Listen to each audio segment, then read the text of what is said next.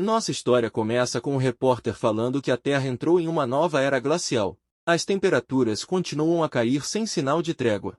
Ele fala para as pessoas não perder a esperança, e diz que o governo não esqueceu de nenhum deles, e que quando estivermos juntos superaremos essa crise. Logo depois disso um avião se choca bem na frente da transmissão. E logo depois disso a transmissão foi cortada. Um homem viu essa última cena do telejornal. De repente vemos alguém chamar Han Feng. Aí vemos um homem com um taco com pregos. Esse é nosso prota. Ele olha no olho mágico. Ele vê uma linda mulher com traje de inverno grosso. O seu rosto estava todo rosado com o frio intenso. Ele logo abre a porta e o chama de Ziona, e pergunta o que ela está fazendo ali. Ele disse para ela entrar logo, pois o mundo lá fora ficou perigoso. Ela entrou e o beijou. Ele ficou confuso, mas não recuou. Logo depois do beijo ele pergunta o que aconteceu com ela, pois foi beijado um segundo após abrir a porta.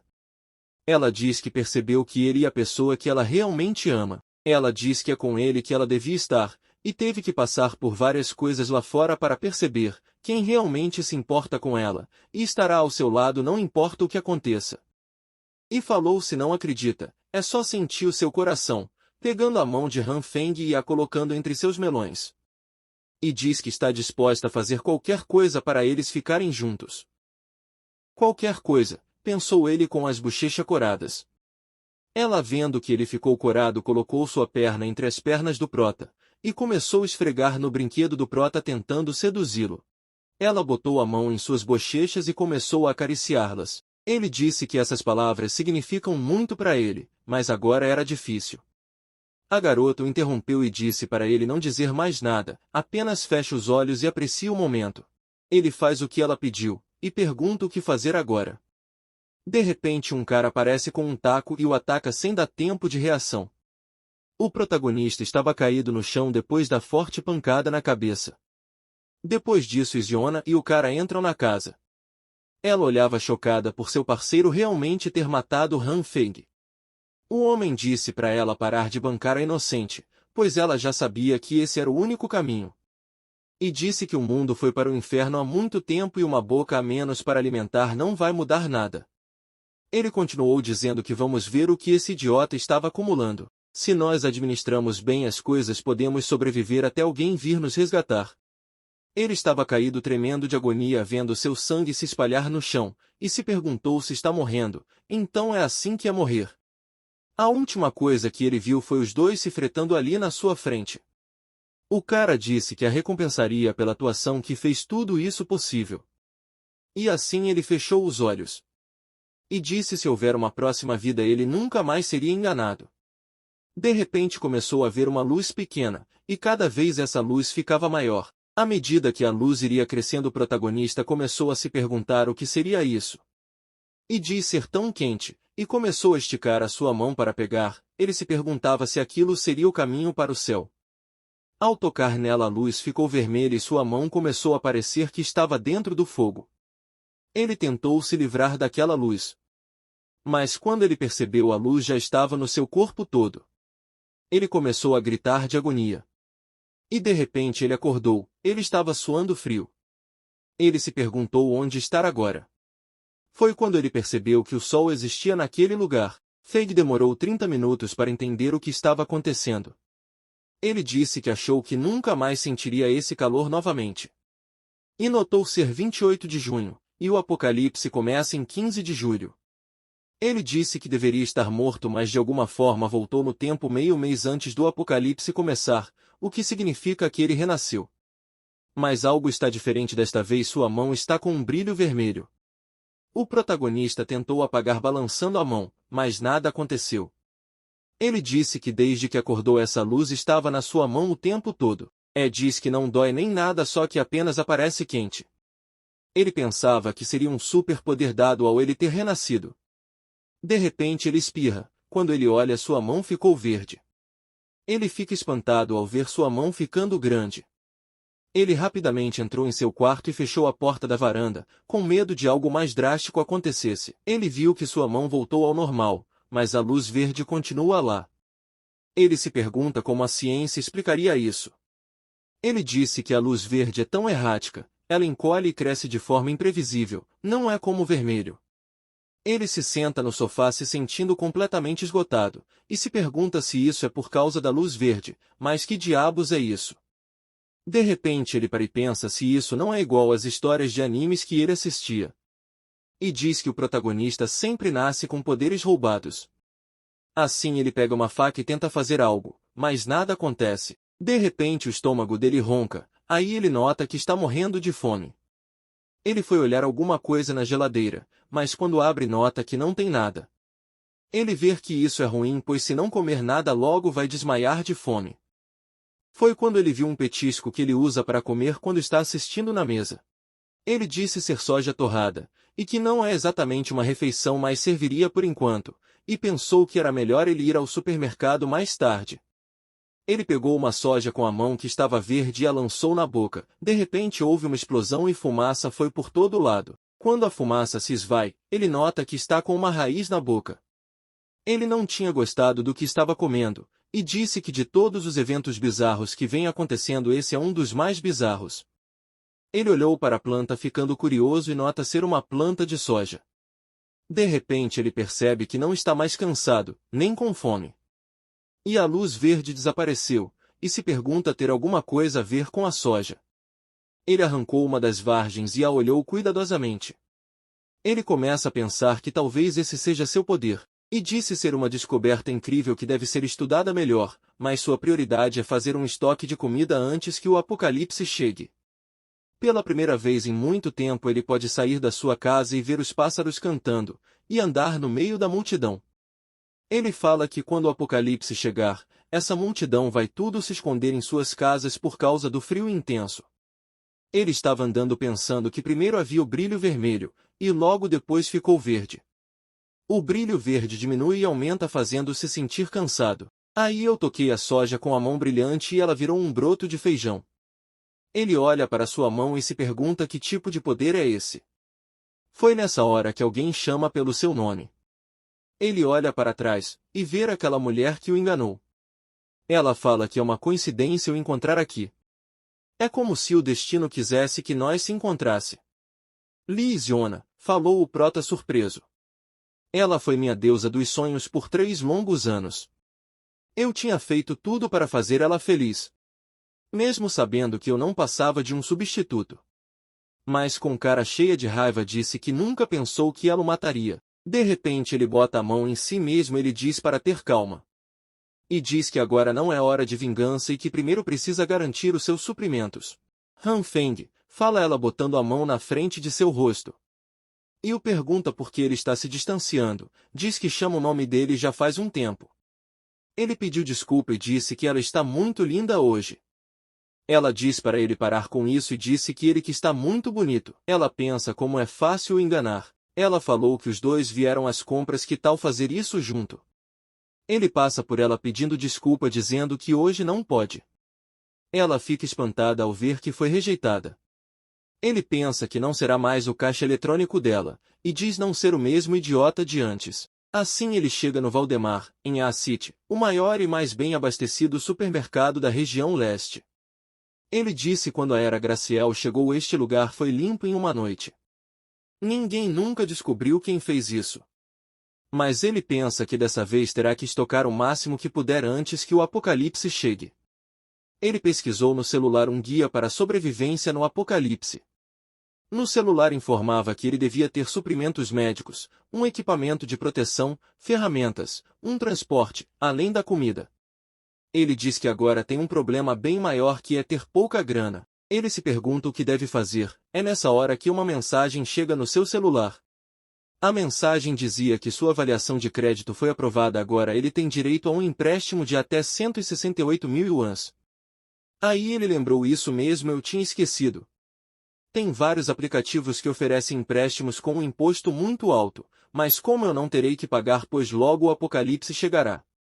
Logo mudamos de cena e vemos alguém chutando uma latinha. Era a Isiona pensando como ele teve coragem de recusar. Dizendo que está seriamente chateada. Um perdedor patético que nem carro tem, ela diz para ele não esperar que ela seja legal da próxima vez. De repente um carro para do lado dela, e começa a buzinar. Ela olha para ver quem está lá dentro, e é o nosso prota. Ele diz se não é a Isiona. Han Feng, fala ela surpresa. E pergunta se esse carro é dele. Ele fala que é, e que acabou de comprar, e disse que seu pai está se dando bem nos negócios nos Estados Unidos e ele mandou alguns dinheiros. E disse que acabou de deixar ele no aeroporto. Ela fica surpresa no começo, mas logo começa a ficar triste dizendo que ele estava levando o pai dele no aeroporto hoje, e pede desculpa por ela ter pedido para ir às compras com ela. Ela começa a chorar, e diz que ele foi tão frio antes, e que pensava que ele não gostava mais dela. Ele sorrindo a chama de garota boba. E a puxa para próximo dele. Ele a pergunta por que o abandonaria se ela é muito importante para ele. Ela sorri por dentro pensando que ele é louco por ela.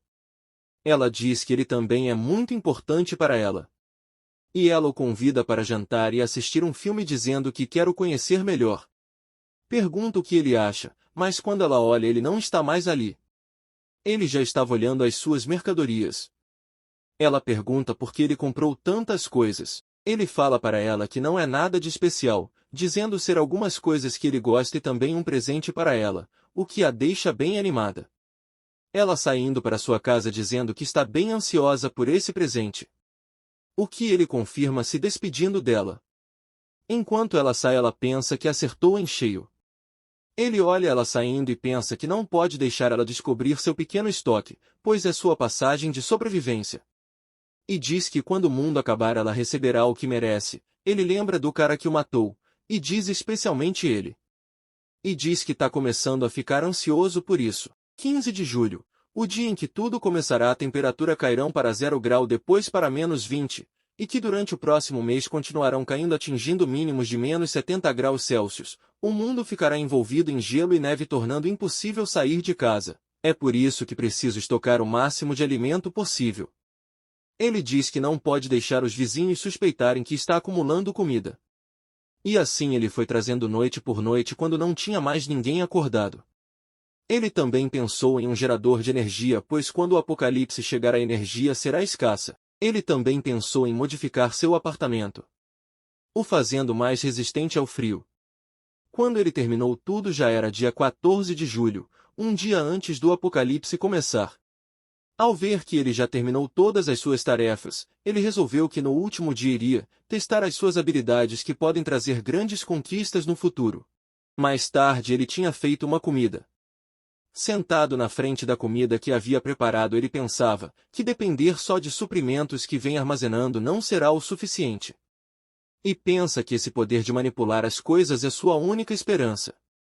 A comida que ele tinha feito tinha como ingrediente principal a soja que ele cultivou usando sua habilidade. Ele pensa que esse poder aparece e some aleatoriamente, que ele ainda não sabe como ativá-lo. Agora é hora de um teste de sabor, pois ele precisa se certificar que a soja que ele criou é comestível. O protagonista estava com medo de dar a primeira colherada, mas logo quando nota já tinha comido mais da metade da comida. Ele fica espantado vendo que aquilo é comestível. E pensa que isso prova que ele pode criar alimentos. Agora bora para a próxima etapa, que é descobrir como realmente usar essa habilidade. Ele pensa que só experimentou na soja, e se pergunta se ele pudesse usar em outras plantas abrindo a geladeira. Assim o dia passa, já era quase noite. Nosso prota acorda se perguntando se havia desmaiado. Ele nem percebeu a bagunça que estava a sua cozinha, pois a dor de cabeça era tanta que estava o matando. Ele pensa que esse poder causa sérios danos à sua mente e corpo. Depois de se levantar ele comeu uma colher de feijão enquanto pensava que chegou no seu limite hoje. Mas conseguiu aprender algumas coisas sobre sua habilidade. Antes de desmaiar testei em várias coisas. Algumas nem reagiam. E outras iam de semente para plantas maduras como a soja. E lembra que teve outras que explodiram, o assustando. E as que explodiram se transformavam em uma substância preta, que era bem parecida com carvão, mas era muito leve. E descobriu que essas substâncias pretas pode ser usada para se aquecer. Ele fica feliz pois agora não precisa mais se preocupar em ficar aquecido no futuro. Depois disso ele tentou várias vezes falhando a maioria delas. O bom era que quando ele falhava pelo menos ele produzia mais daquela substância que o aquece, então não é uma perda total ao fim. Depois disso ele pensou em focar mais no que estava fazendo, assim mantendo a calma e focando na sua respiração. Após isso ele teve um dos sucessos mais significativos aparentemente. Um brócolis gigantesco apareceu na sua frente o chocando, mas de repente ele sentiu um grande cansaço. E enquanto seus olhos iam se fechando ele falou que a taxa de sucesso era muito aleatória, e assim ele apagou. Agora ele olhava para o brócolis pensando sem conseguir encontrar nenhum padrão. Mas agora pelo menos ele sabe mais ou menos as condições de ativação. E diz que a chave está na sua consciência. Seu método envolve se imaginar na natureza, como se ele e a natureza fossem um só. Uma vez que ele entra nesse estado de espírito ele lentamente abre seus olhos e o brilho verde volta a aparecer, assim ele conclui que essa habilidade está diretamente ligada com a sua consciência. Se ele trabalhar mais nisso ele pode chamar a luz verde sempre que quiser. Ele pensa em fazer o teste com algo diferente, o alvo agora são as carnes. Então ele coloca uma carne no chão, e lentamente coloca sua mão que está com a luz verde sobre ela, mas nada acontece. Feng começa a pensar que talvez a luz verde só funcione em plantas. Ele pensou que talvez fosse por causa da sua abordagem suave, assim ele pegou a carne e a apertou, rezando que algo acontecesse. Depois de algum tempo o protagonista teve que aceitar que nada iria acontecer. Ele pensou na sensação que sente ao meditar, e diz que pode sentir duas cores o percorrendo. E pensa que só testou o verde nas coisas, e que ainda não tentou usar o vermelho. Assim ele fecha os olhos acreditando que só precisa focar sua consciência na cor vermelha e assim ela virá. Ele tenta se lembrar de como foi a sensação que o vermelho tinha. Depois de algum tempo uma faísca vermelha começa a sair de sua mão que logo toma sua mão e a carne toda. E quando ele abre os olhos ele vê uma carne vermelha monstruosa, ele se assusta e ataca no chão, achando aquilo bizarro. Depois disso ele toca na carne e vê que ela está com algumas bolhas e se pergunta se isso foi por causa da luz vermelha, e diz que apesar de tudo parece que ela foi cozida. E se pergunta se tudo que a luz vermelha pode fazer é esquentar as coisas. Ele fica decepcionado pensando que um fogão faz a mesma coisa, assim se recusa a acreditar que seja só isso. Assim ele entra em sua consciência e tenta focar mais na luz vermelha para entender mais o que seria essa habilidade. Depois de analisar um pouco as suas habilidades ele vê que é mais do que esquentar as coisas, é como se fosse um processo de desintegração. De repente ele tem uma ideia. Ele pega algumas sojas. E disse que a luz verde representa a evolução das matérias e a luz vermelha o oposto à desintegração. Ele se pergunta o que acontece se ele combinar os dois. Assim ele junta a soja da mão verde com a carne da mão vermelha. Ele fica impressionado, pois dessa combinação veio uma luz amarela. E dela veio uma carne gigante. Ele se pergunta para onde foi a soja, mas logo conclui que os dois devem ter se fundido. E diz que esse processo é algo incrível. Ele olha a carne com atenção e diz que cheira exatamente como carne, mas de alguma forma ainda mais fresca. Ele fica animado e decide testar mais algumas vezes. Mas depois de vários testes ele fica desapontado se perguntando por que todos falharam.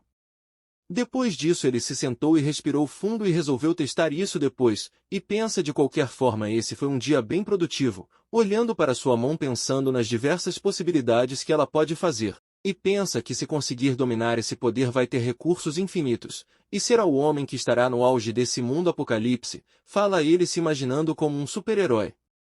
De repente ele fica nervoso pois esqueceu de uma das coisas mais importantes no mundo apocalipse, que é uma arma. Assim ele começou a organizar tudo dizendo que tem que se apressar, pois precisa comprar uma arma antes que a temperatura baixe. Assim ele olha para sua janela e vê que já está começando.